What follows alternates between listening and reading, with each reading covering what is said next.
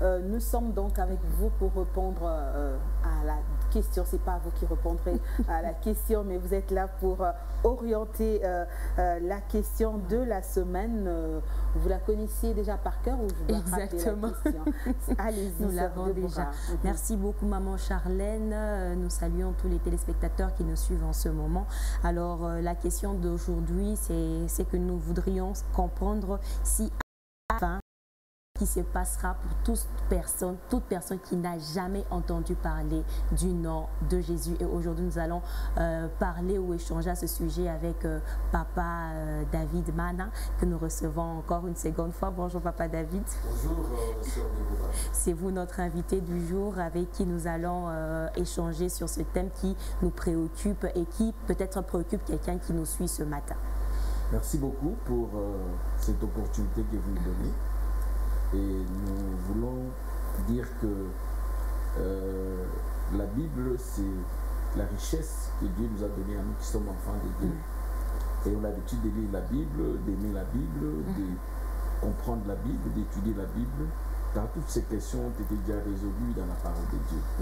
Alors, la grande question qui est posée, c'est celle de savoir qu'arrivera-t-il les jours du jugement pour toutes ces personnes qui n'ont jamais entendu parler de Jésus. Qui n'ont jamais entendu la bonne nouvelle. Voilà. La Bible, je voulais qu'on lise ensemble. Je suis dans Romains chapitre 2, verset 10. Nous allons lire jusqu'au verset 16e. Romains 2, 10 à 16. La Bible dit ceci. Gloire, honneur et paix pour quiconque fait le bien, pour les Juifs premièrement, puis pour les Grecs.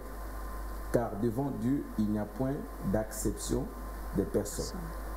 Tous ceux qui ont péché sans la loi périront aussi sans la loi. Et tous ceux qui ont péché avec la loi seront jugés par la loi. Ce ne sont pas en effet ceux qui écoutent la loi qui sont justes devant Dieu, mais ce sont ceux qui la mettent en pratique qui seront justifiés.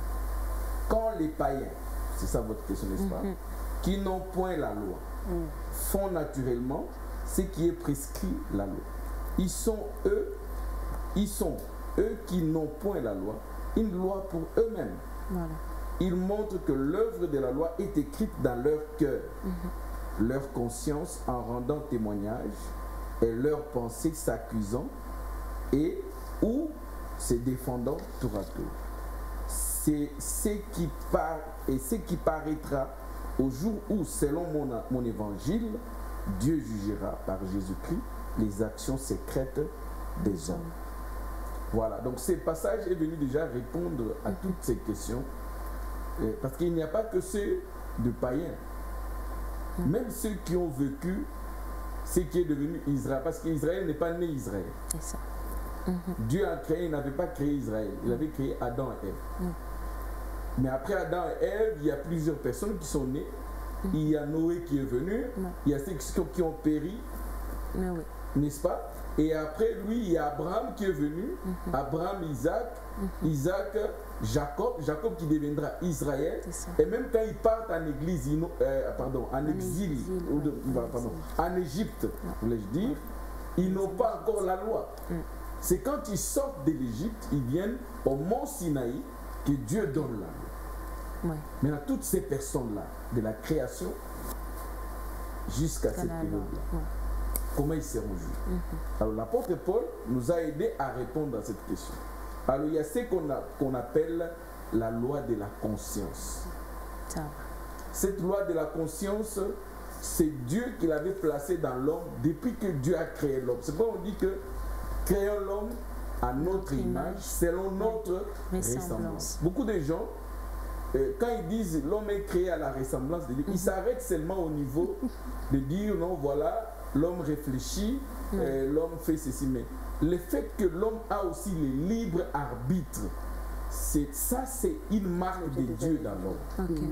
Dieu a placé dans l'homme la loi de la conscience pour choisir le bien ou le mal. C'est ce que l'apôtre Paul dit, quand ils arrivent, les pensées commencent à s'accuser les unes des autres, tour à tour. Verset 15.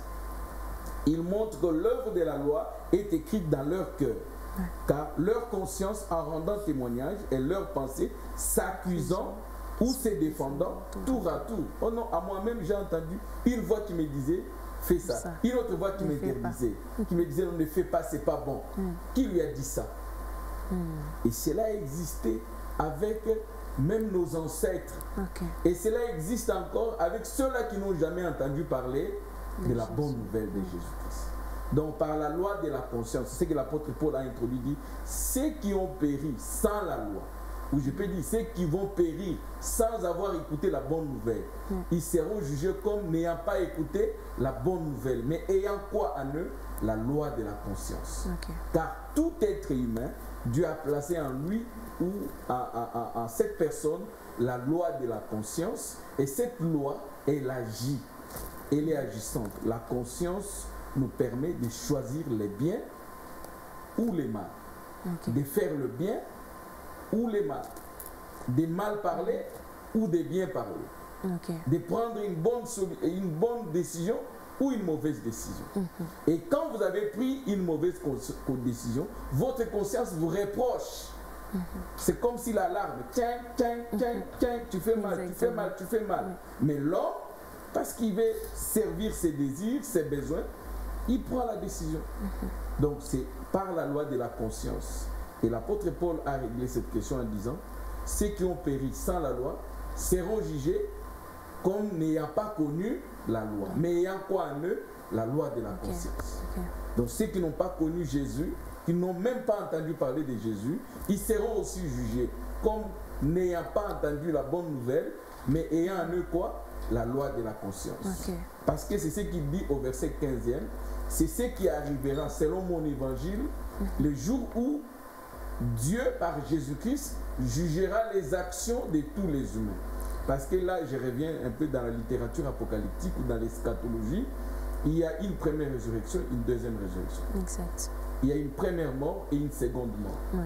Alors, à la deuxième résurrection, tout être humain reviendra à la vie pour comparaître devant les trônes blancs. Donc c'est là, devant le trône blanc, ou pendant le jugement dernier, c'est là que cette loi sera maintenant applicable. Quelqu'un dira, non, moi, je ne connaissais pas la loi. Ah, mais Seigneur, à notre époque, il n'y avait même pas d'église. C'est ça. À notre époque, c'était nos ancêtres qui nous amenaient sous un arbre et qui faisaient. Mais quand tu avais l'âge de la conscience, tu avais une conscience en toi que j'avais placée. Quand ta conscience te reprochait, on va te donner comme sur l'écran, regarde tel jour, tu étais parti dans le champ, tu avais violé la femme de ton ami. N'est-ce pas que ta conscience te reprochait? Exact. En fait, c'est ce que Dieu dit à Caïn dans le jardin d'Éden. Caïn, le mal est couché à ta porte. Si tu agis bien, tu vas le vaincre. Exact. Mais si tu n'agis pas bien, tu seras dominé par le mal. En fait, c'est ça. Caïn, qui lui avait dit que ça c'est bon, ça c'est mauvais. Quand Dieu vient lui poser la question, où est ton frère? Suis-je le gardien de mon frère? Donc, madame, pour ne pas aller trop loin, la loi de la conscience permettra à ce que toutes ces personnes qui comparaissent devant le tribunal de Christ, parce que devant le tribunal de Christ, c'est le trône blanc. C'est pourquoi on appelle ça le trône blanc. Rien n'est caché. Parce que Dieu connaît tout et parfaitement. Donc c'est lui qui peut résister. Lui-même, on va lui montrer son scénario. Après, il va se dire en tout cas. C'est pas comme dans nos tribunaux. Et pourquoi? C'est pour justifier que si tu vas périr, c'est toi-même. Ce n'est pas moi, Dieu. Mon amour, la volonté de Dieu, la Bible dit dans les livres des prophètes que Dieu n'est pas content de la mort de méchants. Il veut que le méchant se répande et qu'il revienne. Il y a quand même une question qui m'est montée à l'esprit quand vous étiez en train de parler. Vous avez parlé de la loi de la conscience pour toutes ces personnes qui n'ont jamais entendu parler de Jésus-Christ. Et c'est sur base de cette loi-là qu'ils seront jugés. Mais que dire pour des petits-enfants qui sont inconscients, qui n'ont pas su faire la différence, c'est ça le mal, c'est ça le bien, mais qui sont quand même partis très tôt. Quelle serait leur, en tout cas, pour eux, qu'est-ce que ça serait leur... En tout tout cas, c'est la même question. C'était une préoccupation parce que je me dis, ils peuvent partir tôt ou pas, mais il y a aussi des enfants à qui leur a infligé des choses. Il est petit, déjà qu'il n'a pas de volonté, mais on lui inflige peut-être de tuer. Il ne sait pas dire non ou oui. Et cet enfant-là, on va le juger ou on ne va pas le juger? Parce que ça craint quand même, Papa David.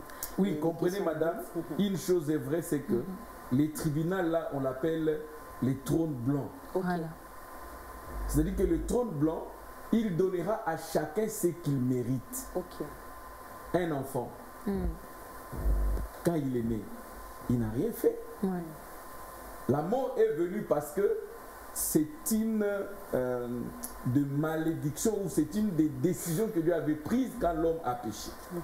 Après la chute de l'homme, dans Genèse chapitre 3, la Bible dit que Dieu a dit à l'homme, parmi tant d'autres de malédictions, parmi tant d'autres de mauvaises choses, tu es poussière, tu retourneras à la poussière. Maintenant, quand est-ce que cette parole s'accomplit? Pour les uns, c'est un bébé, un mort-né qui part. Ce n'est pas Dieu qui est à la base. Ça peut être l'enfant est né avec une maladie qu'on n'avait pas soignée, mais la parole s'est accomplie. Pour d'autres, c'est un bébé de 6 mois qui tombe malade et on les perd. Pour d'autres, c'est un enfant de 5 ans qui tombe malade ou bien on tamponne, qui meurt. Et pour d'autres, ce sont des jeunes en pleine ambition. Peut-être que j'ai vu un couple dernièrement qui préparait son mariage. À une semaine du mariage, la sœur est partie. J'ai vu un autre couple 1 année après le mariage. La sœur est enceinte, l'homme est parti. Ce sont des cas comme ça, c'est juste pour accomplir la parole qui dit tu es poussière, tu retourneras à la poussière.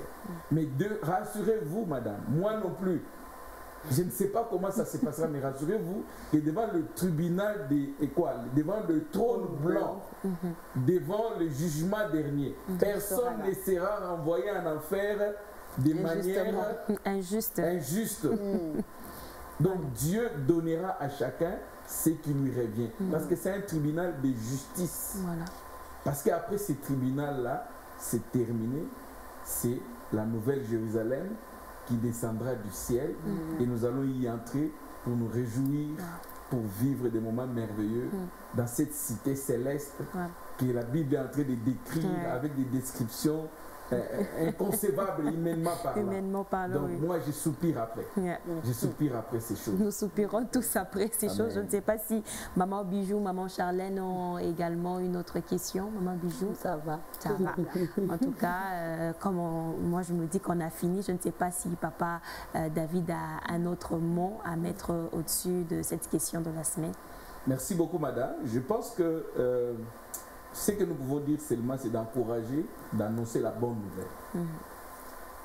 Il y a des personnes qu'on appelle des non-atteints, ce que vous avez posé là. Des personnes qui n'ont jamais entendu parler de Jésus de nos jours. Mais à ces personnes, nous avons dit, ils ont la loi de la conscience, mais en attendant, nous devons travailler pour la propagation de la bonne nouvelle. C'est la raison d'être de cet outil, la radio-télévision Parole Éternelle. C'est pourquoi chez nous, nous disons l'évangile chez vous. Nous voulons utiliser tout ce que Dieu a mis à notre position, au moins qu'il y ait des gens qui seront à terre. Aujourd'hui, la radio-télévision Parole Éternelle est sur Internet. Donc, tel que nous sommes là, il y a des gens qui nous suivent de partout à travers l'application Parole Éternelle RTV. Il suffit de cliquer seulement sur Play Store, vous téléchargez partout, vous êtes dans le monde, vous avez la connexion, vous nous suivez. Aujourd'hui, la radio est sur Canal+. De partout, les gens peuvent nous suivre. Donc, toutes ces choses, c'est pour que la bonne nouvelle soit répandue, puisse aller dans les fins fonds, dans les coins et dans les recoins. Mais nous aussi, dans notre tour, partout nous nous trouvons, au bureau, au travail, en voyage, en plein vol, sur un bateau, dans une voiture, prêchons la bonne nouvelle. Parlons de Jésus, témoignons de Jésus par notre façon d'être, même sans parler. Quelqu'un peut recevoir Jésus-Christ comme Seigneur et Sauveur. Faisons comme les femmes formidables. Exactement, avec les panneaux. Avec les panneaux publicitaires. Elles les font à travers la ville. Jésus-Christ revient bientôt. Accepte-le. Nous pouvons aussi parler par notre façon d'être, par notre façon de parler, de réagir et de nous comporter. En tout cas, que Dieu vous bénisse abondamment et merci beaucoup pour cet apport de taille. Et je suis sûre que quelqu'un a très bien noté la loi de la conscience. Mais d'un côté, nous, en tant qu'enfants de Dieu, alors que nous avons le souffle de vie et la force, allons parler de Jésus. Mais il y a aussi une chose que Papa David a mentionné également par le témoignage de notre vie. Prêchons Jésus et prêchons-le de vive voix. Alors, Maman Charlène, nous avons fini pour la question de la semaine. Je vous retourne la parole.